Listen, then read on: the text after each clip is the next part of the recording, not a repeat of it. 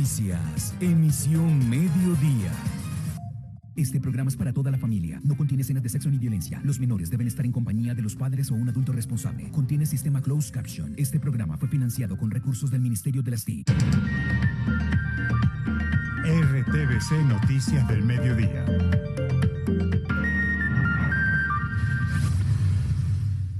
Mañana de caos en la movilidad de Bogotá. Protesta de trabajadores de un consorcio de Transmilenio bloqueó uno de los portales del sistema en el sur de la ciudad.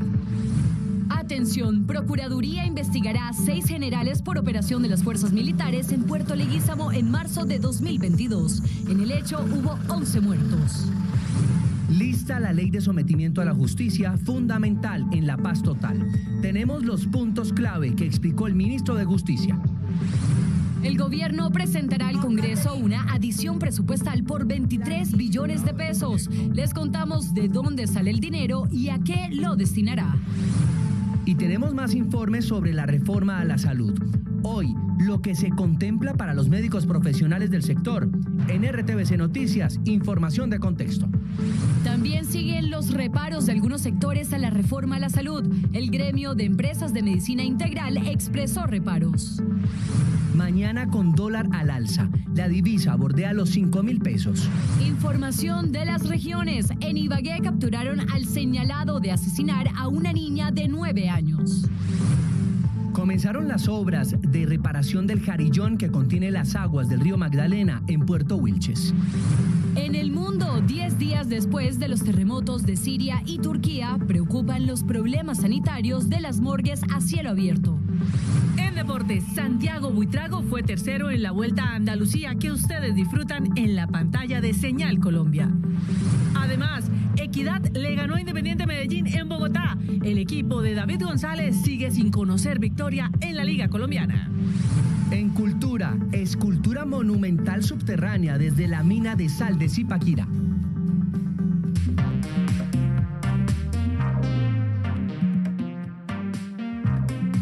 ¿Qué tal? Buenas tardes, somos el noticiero de todos. A esta hora el sistema de transporte masivo de Bogotá recupera la normalidad, luego de más de 8 horas de protestas de los trabajadores de uno de los consorcios y operadores, que llegaron también a atravesar buses articulados en una puerta del portal del 20 de julio en el suroriente capitalino. Carolina. José Fernando, ese es un punto clave porque desde allá arranca la operación que va hacia el norte y hacia el occidente de la ciudad. Aparte de que buses llamados alimentadores mueven a los usuarios desde los populosos barrios aledaños hasta el mismo portal. Katy Sánchez, usted con más detalles, adelante. Muy buenas tardes a usted y a todos los televidentes. Y es que los realmente afectados fueron los usuarios del sistema que venían desde diferentes barrios de la localidad Cuarta en Bogotá. Se dirigían aquí al 20 de julio y lo que se encontraron es que los transmilenios no estaban saliendo por un bloqueo que estaban generando los trabajadores conductores de un consorcio que trabaja para Transmilenio. Esto por, según ellos, la calidad del trabajo que les están brindando y las condiciones laborales. Varias personas no pudieron ir a trabajar. Desde las 3 de la mañana, trabajadores de uno de los consorcios que opera Transmilenio iniciaron una protesta en el portal 20 de julio. Eso retrasó la operación del sistema. Entonces, donde nos vemos afectados es en que bloquean las estaciones, bloquean el Transmilenio y los alimentadores. Nosotros ya veníamos pagando el pasaje y no pudimos a llegar, no me he podido llegar. Vea, hasta ahora estoy bregando me toca volver a validar el pasaje. Terrible, porque iba a presentarme a mi trabajo a la hora de las 6 de la mañana y tocó hablar con el jefe de que no podía por el medio de transporte que no estaba circulando. Nos vimos muy afectados porque nos tocó caminar a pie, ya con una persona mayor, también adulta, para caminar y todo, y también tengo un hijo que no se ha podido ir a trabajar hasta ahorita, a ver si se puede ir a trabajar. Los conductores de Transmilenio protestan por las condiciones laborales en las que trabajan. Acá hay operadores de troncal que tienen turnos partidos y llegan a estar trabajando hasta 15, 16 horas y eso genera una afectación no solo para ellos, sino para la misma ciudadanía. Los portales afectados fueron 80, Norte, Usme y Dorado durante 5 horas. Los líderes que estaban manifestándose del sindicato del consorcio que trabaja para Transmilenio dijeron que mañana estarán a la misma hora bloqueando el sistema hasta que no se sienten los directivos de la empresa a hablar sobre sus condiciones laborales. Es la información a esta hora de la tarde desde el 20 de julio en la estación de Transmilenio para RTVC Noticias, conectados 24/7. Atención, 6 generales del ejército están en la mira de la Procuraduría. Los investigan por una operación militar que dejó 11 víctimas mortales, entre ellas un menor de edad. Lisa Díaz. Buenas tardes, José. Esta decisión se conoce después de que el Ministerio Público abriera una indagación contra varios integrantes del ejército que habrían estado al mando en la operación militar contra la llamada Segunda Marquetalia en Puerto Leguízamo, Putumayo, el 28 de marzo del 2022. Adicionalmente, la Procuraduría indicó que trabaja en conjunto con la Fiscalía para adelantar la inspección a los procesos penales y disciplinarios que están en curso. Ahora, la Sala Disciplinaria de Instrucción asumirá el caso y podrá ordenar el recaudo de nuevas evidencias y definirá acciones dentro del proceso.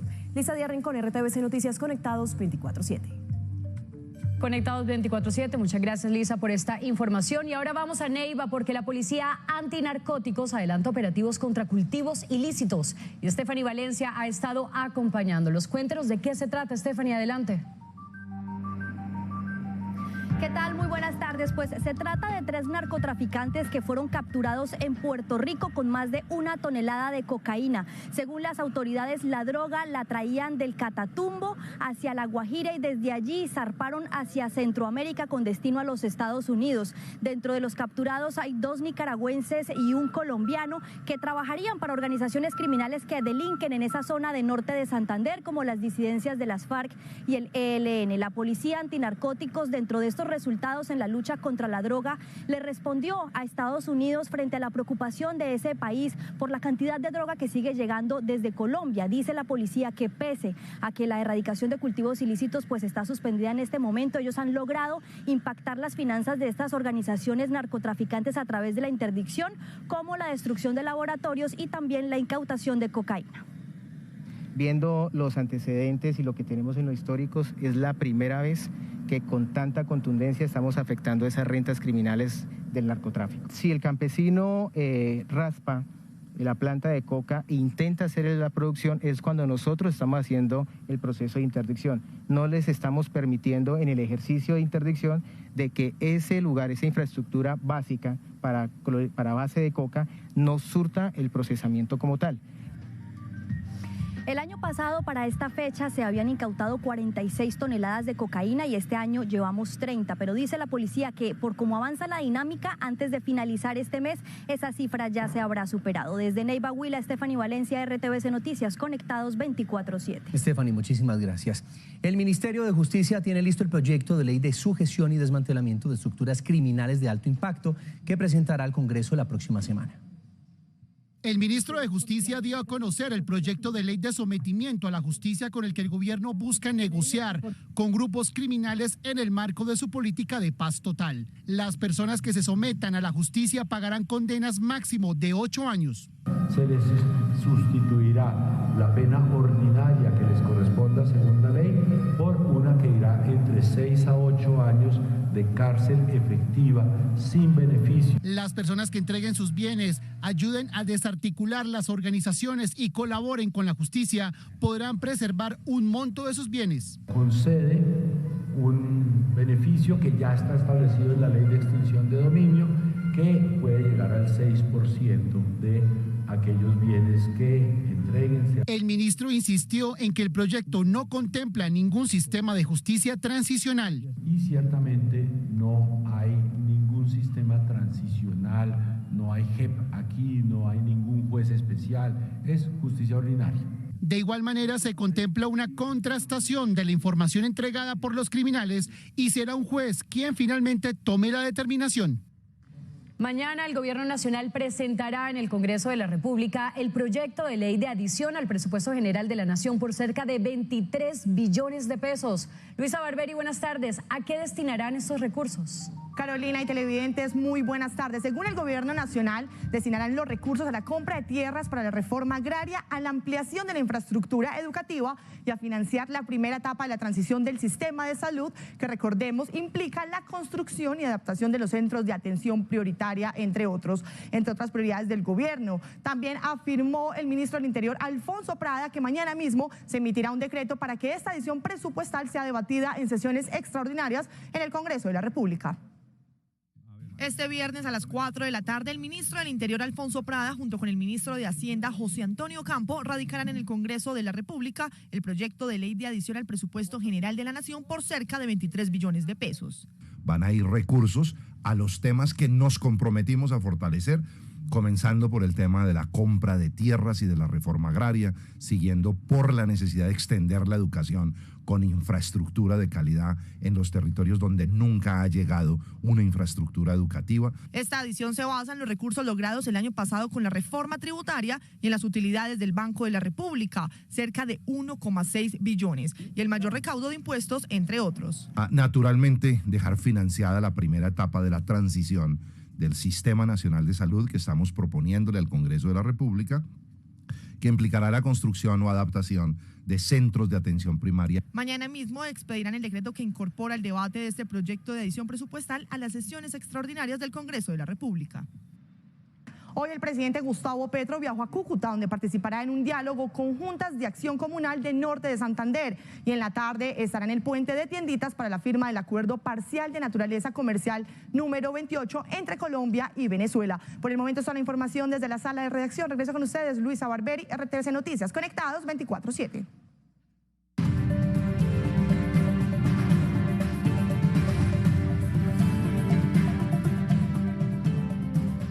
El futuro de las EPS mantiene a muchos en incertidumbre, aunque el gobierno dice que estas no serán eliminadas para gremios como ASEMI. Esto no es lo que dice la reforma.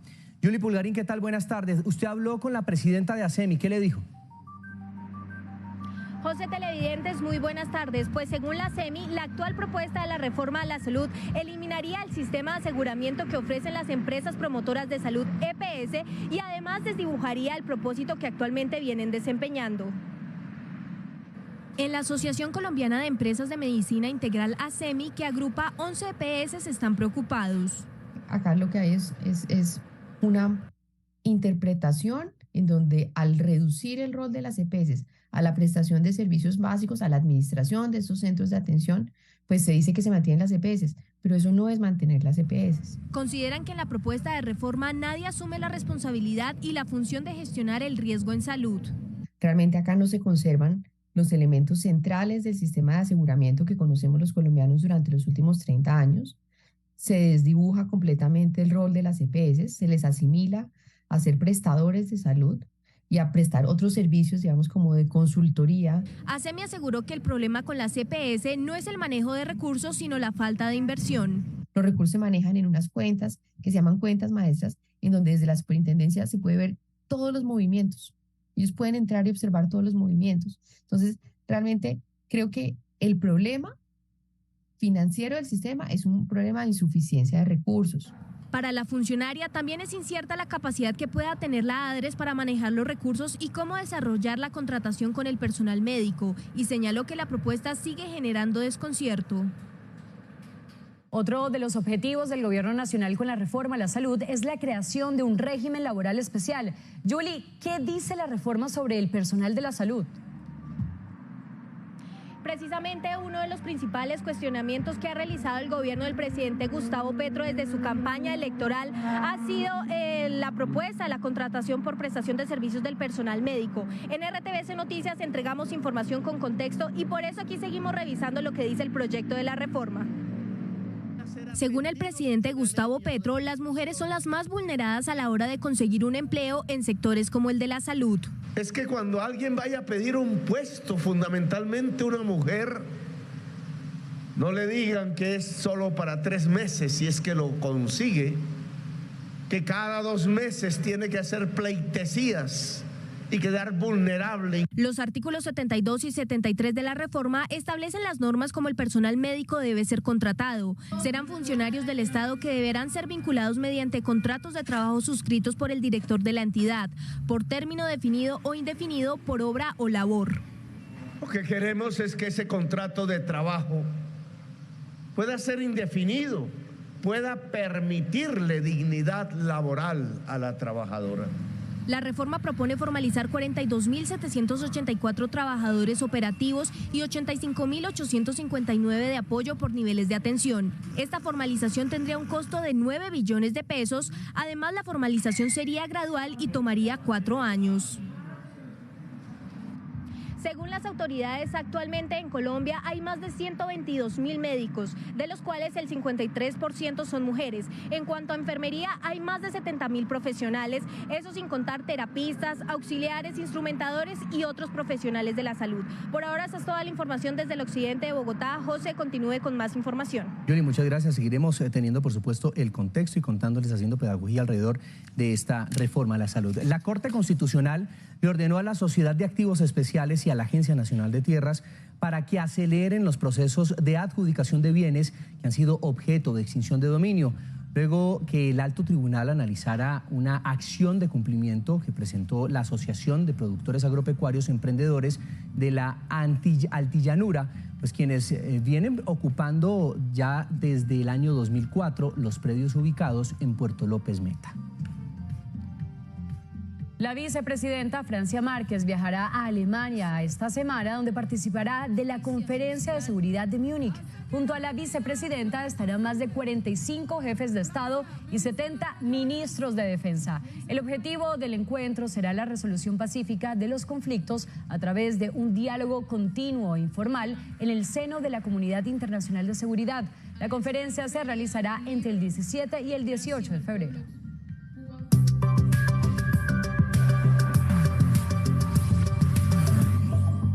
La tasa de cambio nuevamente cambia de rumbo y ahora se acerca a los 5.000 pesos.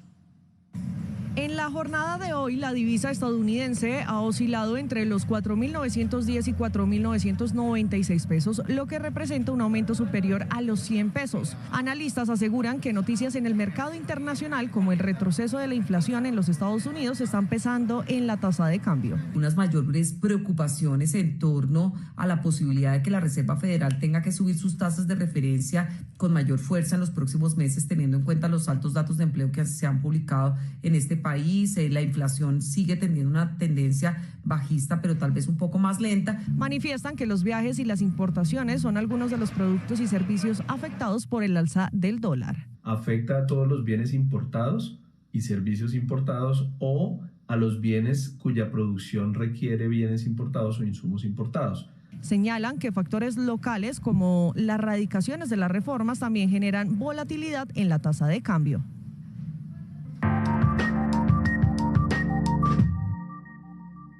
Tres hombres fueron asesinados, al parecer, por integrantes del Clan del Golfo en el Magdalena Medio. Los cuerpos fueron encontrados en Cantagallo y San Pablo Bolívar. Entre las víctimas hay un campesino de 64 años. Su cadáver fue incinerado. Las autoridades investigan los motivos de los homicidios. En Ibagué, la policía capturó a un hombre que sería el responsable de asesinar a una niña de 9 años y a 2 jóvenes en hechos sucedidos la semana pasada en un inquilinato de la capital tolimense. Esta persona es el padre de una de las víctimas.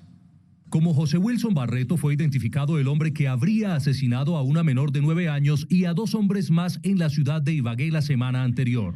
El hombre, quien es el padre de la niña, fue capturado y puesto a disposición de las autoridades.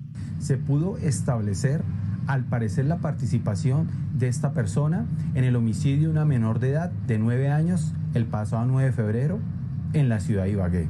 Según los investigadores, José Wilson Barreto, quien fue la persona que alertó del hallazgo, no ha sido coherente con sus declaraciones, por lo que ha estado en la mira de las autoridades desde el primer momento. Por los delitos de feminicidio agravado, homicidio agravado, destrucción y alteración de elementos materiales probatorios. En las próximas horas, las autoridades iniciarán las audiencias respectivas, donde definirán la participación del capturado y si sería enviado o no a la cárcel. En Puerto Wilches, Santander, comenzaron los trabajos de recuperación del Jarillón Vuelta Perico, que resultó afectado por el desbordamiento del río Magdalena durante la temporada de lluvias de inicio de 2022. Juan Jacobo Lozano, periodista de la Radio Nacional de Colombia, nos tiene los detalles. Muy contentos se encuentran los habitantes de Puerto Wilches y sus corregimientos luego de que empezara a llegar la maquinaria amarilla que va a reparar el dique y los muros que se vieron afectados por el desbordamiento del río Magdalena en la pasada época invernal. Según el alcalde de esta localidad, Jairo Toquica, son en total 157 kilómetros los que ya comenzaron a ser reparados. Iniciamos 7 frentes de trabajo con 7 retroexcavadoras, una motoniveladora, una pajarita, una que está en el corregimiento de Vadillo, puntualmente en la vereda La Uroya. Otra máquina que está trabajando en la vereda Montañitas del corregimiento de Bocas del Rosario. Y esta máquina que ustedes ven aquí van a trabajar, a concentrarse, a tapar el chorro de Sitio Nuevo. Recordemos que la ola invernal pasada dejó cerca de 5.000 personas afectadas por el desbordamiento del río Magdalena, temporada que según las autoridades ya se avecina. Hallado en los rieles del metro de Medellín el cuerpo de un hombre de aproximadamente unos 30 años. El hallazgo se produjo debajo del puente conocido como la Madre Laura, en el norte de la capital antioqueña. Un conductor del metro fue quien alertó a las autoridades esta mañana. En este momento, el CTI de la Fiscalía realiza pruebas forenses para determinar las causas de la muerte.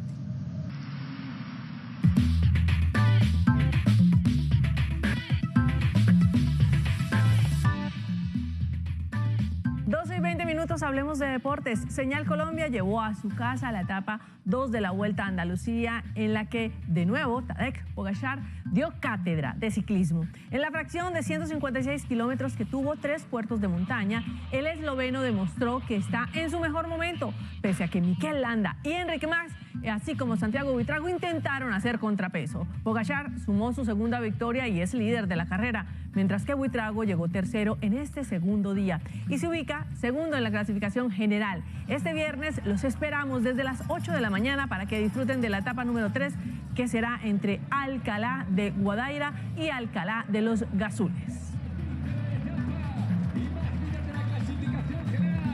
Y del ciclismo pasamos al fútbol, donde también hay buenas noticias para los colombianos. Luis Díaz sigue su recuperación y hoy volvió a los entrenamientos con Liverpool de Inglaterra. El guajiro entrenó diferenciado de su grupo de compañeros que preparan los juegos ante Newcastle por Premier League y ante Real Madrid por Champions League. Recordemos que Lucho tuvo una recaída de su lesión de ligamentos que lo tiene desde hace 3 meses fuera de las canchas. Así que nosotros seguiremos muy pendientes de nuestro delantero.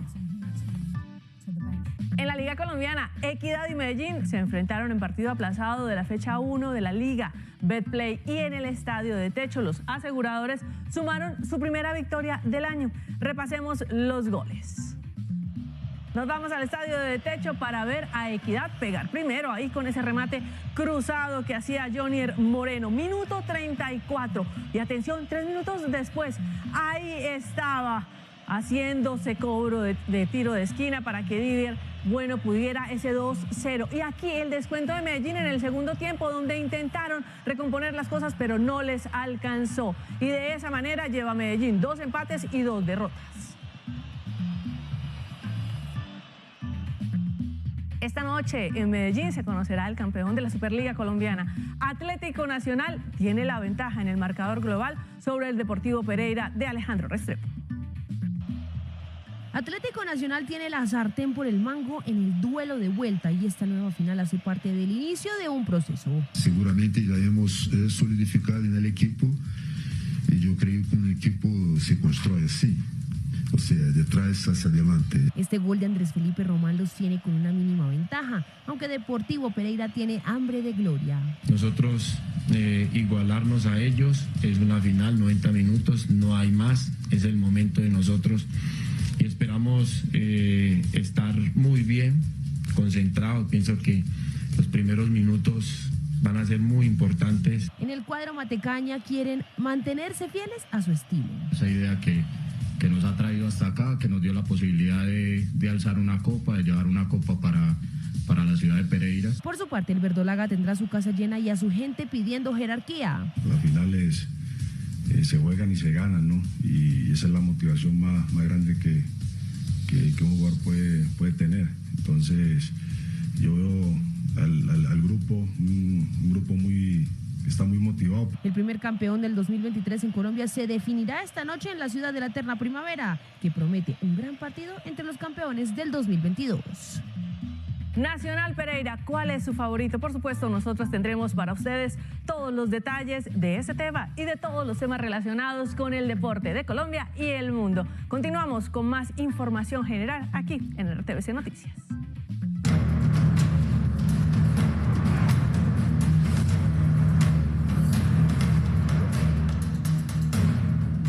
A 10 días de los terremotos que sacudieron a Turquía y Siria, la preocupación se concentra no solo en la atención médica para los sobrevivientes, sino también en el manejo de los cadáveres que siguen entre los escombros, pues su descomposición podría causar enfermedades. A esto se reduce la existencia allá donde el reacomodo de placas tectónicas fue tan potente que asentó el caos como paisaje. Turquía y Siria superan ya las 240 horas, 10 días sumando todo lo que se acumuló en el sureste de uno y el noreste del otro por los terremotos cuya fuerza los llevó a suelo. En 3 semanas estará mejor. Le daremos medicamento para el dolor. El objetivo es que camine principalmente sobre el talón y no ponga peso en la parte delantera. Acumulan los pocos sobrevivientes, cuyo aliento de vida superó cualquier pronóstico bajo la pesadez de colosales escombros. Pero también deben sumar los rostros de quienes se fueron y a la vez intentos de darle orden a las ruinas y alentar la vida. Nuestros hermanos sirios están sufriendo, han vuelto a la vida de la que escaparon en Siria, huyendo de los bombardeos y combates, reviviendo otra vez la misma tragedia. En esas regiones que son todo y nada a la vez, la rutina es riesgosa. Entre otras, ser morgues a cielo abierto, según autoridades sanitarias, compromete la salubridad y la vida de quienes lograron escapar a la muerte. Pues esas son las cifras actualizadas de las consecuencias de los terremotos. Los muertos ya ascienden, escuchen, a 42.000 las personas que perdieron la vida en este terremoto que, como ya les dijimos, completa 10 días después de que se moviera la tierra, de los cuales 36.187 murieron en Turquía y 5.813 personas murieron en Siria. Los heridos ya completan los 108.000.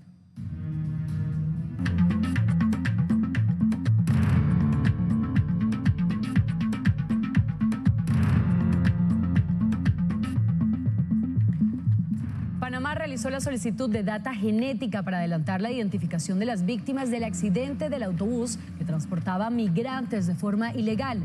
Las 39 víctimas iban desde el Darién, que limita con Colombia, a un albergue en Hualaca, la localidad en la frontera con Costa Rica. Autoridades panameñas no han podido confirmar la nacionalidad de los fallecidos ni de los heridos, pero las cancillerías de Cuba y Colombia confirmaron preliminarmente que hay connacionales suyos entre los afectados. Autoridades en Nicaragua despojaron de esa nacionalidad a 2 escritores, al obispo auxiliar de Managua y a 92 personas más, y se les declaró prófugos de la justicia por ser detractores al régimen de Daniel Ortega. Además, se les decomisan también bienes inmuebles. Más noticias del mundo a continuación. Gripe aviar. Esa es la causante de la determinación en Argentina y Uruguay de ordenar la emergencia sanitaria con el hallazgo de los primeros casos de H5N1 en varias aves y que da fuerza a la alerta en América Latina al respecto luego de la mortandad de pelícanos y sacrificios de millones de otras aves en Ecuador, Cuba, Venezuela, Guatemala y El Salvador. La situación social y política en Perú empata varios hechos. La reapertura de la metrópoli inca Machu Picchu luego de 25 días de cierre causada por las jornadas de protestas antigobierno. El reclamo de la presidenta Dina Boluarte a México, al que acusa de negarle la entrega de la jefatura de la Alianza del Pacífico por apoyar al encarcelado expresidente Pedro Castillo, y la crítica de sectores políticos a gobiernos como el colombiano por opinar sobre la aguda crisis en suelo andino. Peyton Grendon, el joven de 19 años supremacista que mató a 10 personas de origen afro en un supermercado de Buffalo, en Estados Unidos, en mayo pasado, fue condenado a cadena perpetua irreductible. En la audiencia se enfrentó a gritos de rabia de los familiares de sus víctimas. Llegamos a oportunidades. Atentos porque hay trabajo para los colombianos con experiencia en máquinas dobladoras de metal. Aquí les contamos cómo aplicar. En oportunidades de trabajo en el exterior, vaya a la página ape.sena.edu.co. Clique en la pestaña Personas y seleccione Inscriba su hoja de vida, donde tendrá que diligenciar sus datos personales y seguir el paso a paso. Cuando finalice, diríjase a convocatorias de empleo en el exterior y dé clic en Convocatoria de empleo en Quebec, Canadá. Lea con atención la descripción y requisitos como ser técnico o tecnólogo, tener 5 años de experiencia en manejo de máquinas plegadoras, contar con un francés o inglés básico. De no ser así, deberá asistir a cursos para aprender el idioma. Atentos, el salario mensual es de 11 millones de pesos colombianos. Y mucho ojo, tiene plazo de aplicar hasta el 21 de febrero de 2023. Y muy importante, recuerden que si quieren seguir informados 24/7, nos encuentran en todas nuestras redes sociales como RTVC Noticias.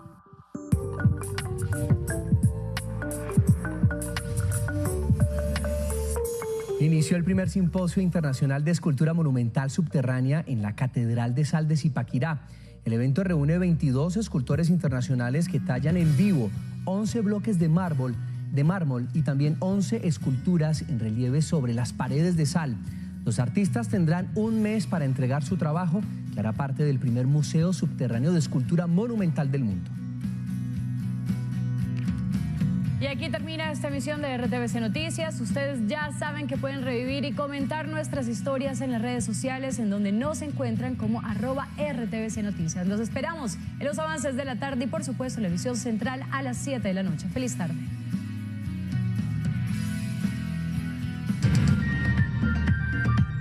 RTVC Noticias del Mediodía.